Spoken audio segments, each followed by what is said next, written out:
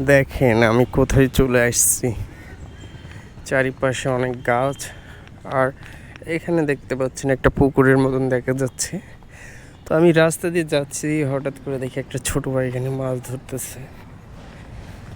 তো আসলে আমি মাছ দেখার জন্য এখানে আসছি।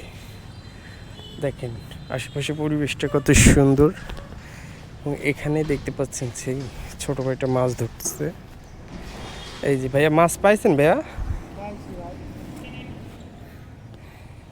দেখেন এখানে এই ভাইয়াটা মাছ ধরতেছে। খুবই সুন্দর একটা জায়গা। দেখেন আশেপাশে পরিবেশটা দেখেন, একবারে প্রকৃতির মধ্যে। তো গ্রামের পরিবেশটা আসলে খুবই ভালো লাগে। দেখেন কত সুন্দর একটা পুকুর, আর এখানে কিন্তু অনেক মাছ রয়েছে।